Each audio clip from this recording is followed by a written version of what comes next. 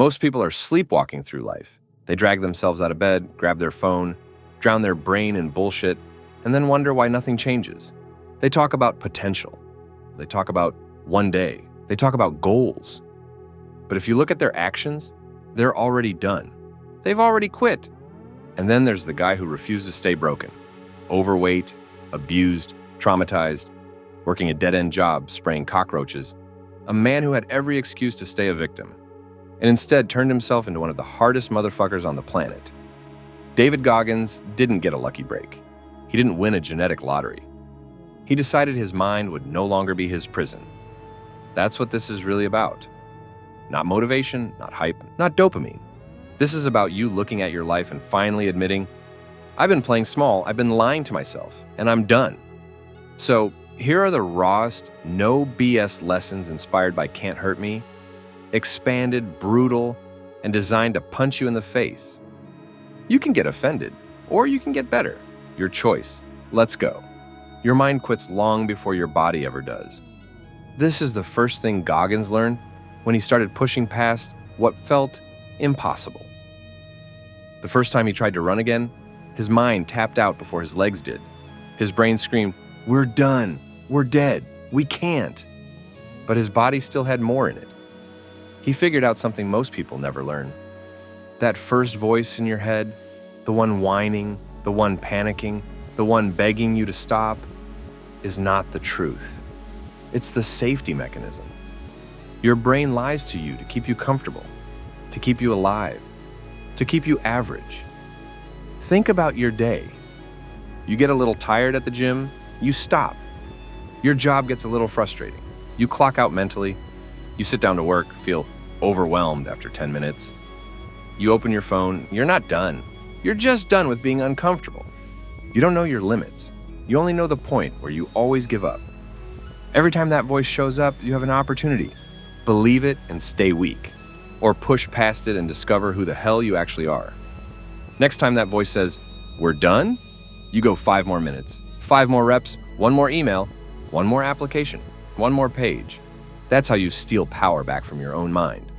Ask yourself, how many times today did you obey that weak little voice without even questioning it?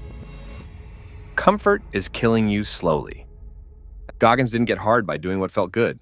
He got hard by declaring war on comfort. Look around your life, perfect temperature, soft bed, food delivered to your door, entertainment on demand. You live in a padded world with safety rails, and then you wonder why you feel anxious, bored, restless, empty. Comfort feels nice in the short term and rots you in the long term. Goggins was 300 pounds eating donuts and milkshakes, watching TV, avoiding anything hard. Comfort almost took his life, not with a gun, not with a knife, but with slow decay. So he flipped it. He went toward the things he hated, the early wake-ups, the long runs in the cold, the burpees, the studies, the shit nobody else wanted to do. He used discomfort as a tool. You say you want confidence?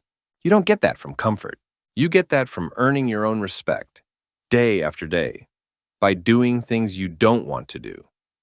Comfort gives you short-term relief and long-term regret. Discomfort gives you short-term pain and long-term freedom. Ask yourself, what are the top 3 comforts you cling to that are quietly turning you soft as hell? You will never change until you get brutally honest with yourself. One of Goggins' most powerful tools was what he called his accountability mirror. He'd stand there and confront the real version of himself. No filters, no justification, no, "It's not my fault." He looked at that mirror and saw the truth. I'm fat. I'm lazy. I'm undisciplined. I'm wasting my life. Most people would rather die than talk to themselves like that. They'd rather protect their feelings than confront their reality. So they say, I'm big-boned. I'm stressed. I'm too busy. I'll start when things calm down. That's not self-love.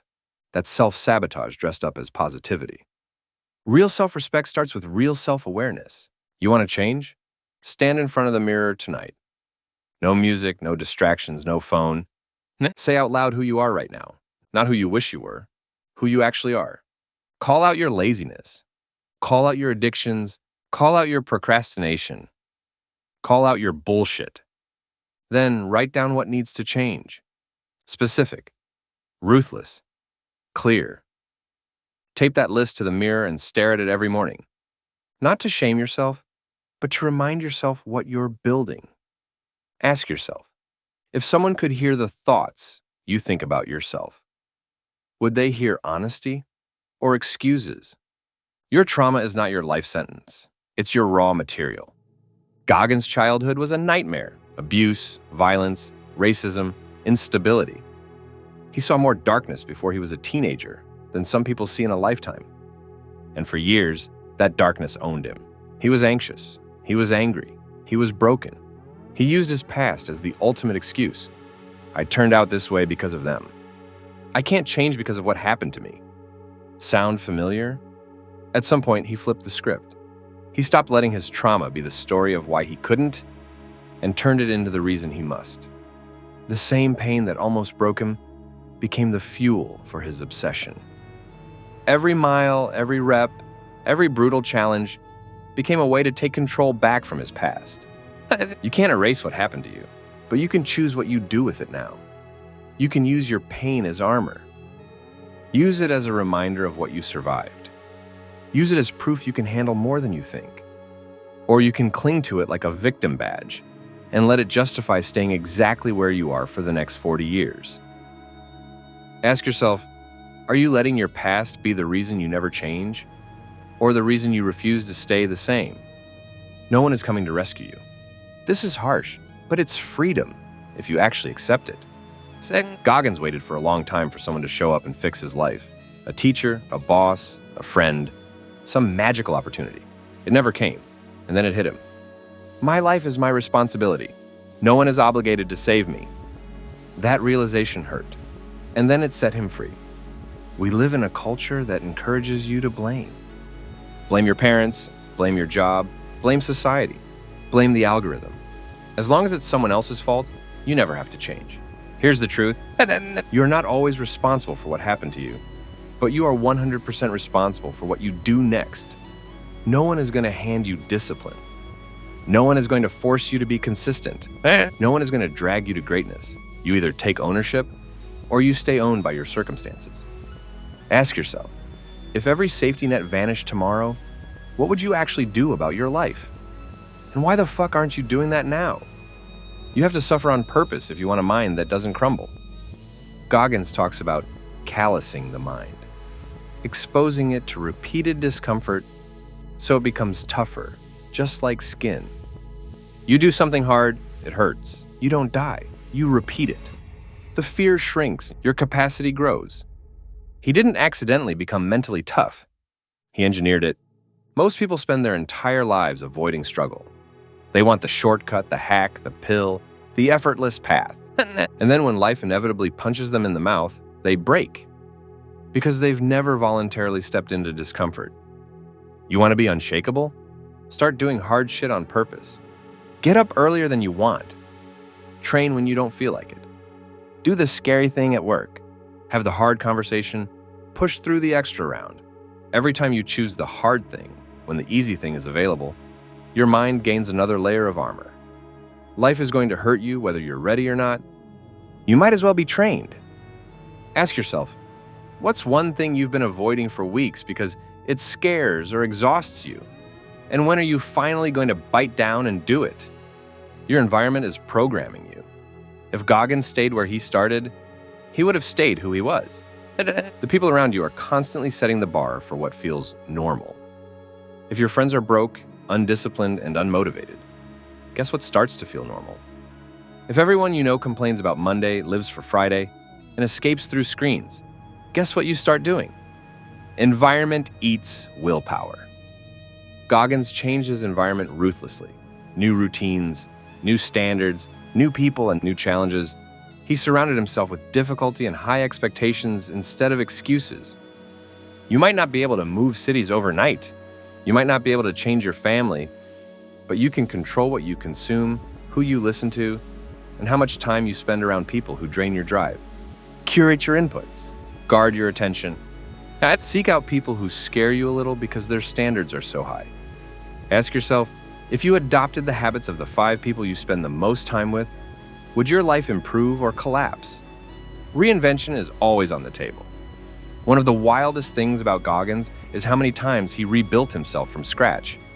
He wasn't just a Navy SEAL.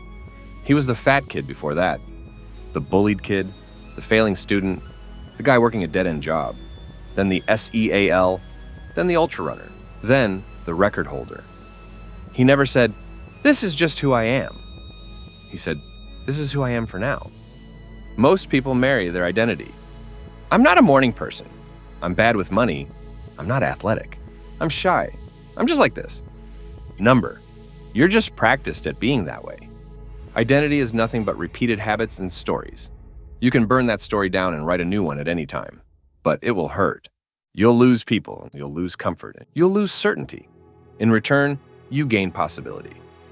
Ask yourself, if you weren't allowed to describe yourself using your past, how would you describe who you want to become in the next 3 years? Your only real competition is the weaker version of you. And I said that Goggins doesn't wake up thinking about beating other people. He wakes up thinking, I'm not going to lose to the bitch voice in my head today. Your enemy isn't your coworker. It's not some guy on Instagram. It's not the person who doubted you. It's the version of you that's okay with average.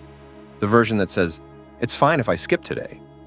The version that says, I deserve a break when you haven't earned it. The version that says, this is good enough. That version wants to run your life. And if you don't actively fight it, it will. Every decision is a vote. Either you vote for the stronger you, or you vote for the weaker you. Most people vote for their weaker self hundreds of times a day, and then wonder why their life doesn't change. Ask yourself, if today was judged only by your actions, not your intentions, did the strong you win or did the weak you win? Rock bottom is not the end, it's your foundation. Goggins hit rock bottom more than once. Broken, exhausted, humiliated. He failed, he got rejected, he got injured, he got knocked back down. Rock bottom is where most people stop. They take it as proof they're not meant for more. I tried, it didn't work, so that's it. But rock bottom is also where the bullshit dies. When you have nothing left, no image to protect, no ego to defend, that's when you can finally rebuild honestly. No pretending, no filters, just you and the truth. Goggins used those moments not as graves, but as starting lines. Every time he broke, he rebuilt stronger. So if you're in a dark place right now, hear this. You are not done. You are not finished. You are not cursed. You are standing at the doorway of who you could become if you're willing to walk through hell for a while. Ask yourself, are you using your worst moments as a reason to quit? Or as the rage and fuel to come back 10 times harder? Now listen carefully. Most people will hear all of this, nod their head, feel a little surge of motivation, and then do absolutely nothing different. They'll save the video. They'll agree with the ideas. They'll maybe even share it. And then tomorrow they'll hit snooze, skip the workout, half-ass their work, lie to themselves in the mirror. Nothing changes until you change.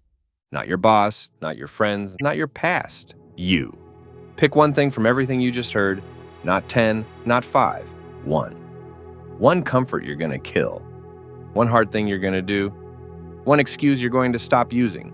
One new standard you're going to live by. Decide it.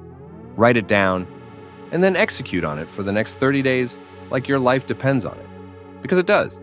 If you want more raw, aggressive, no BS truth like this, hit subscribe. Drop a comment and tell me the exact change you're making starting today. Not tomorrow, not next week, today. Stay hard.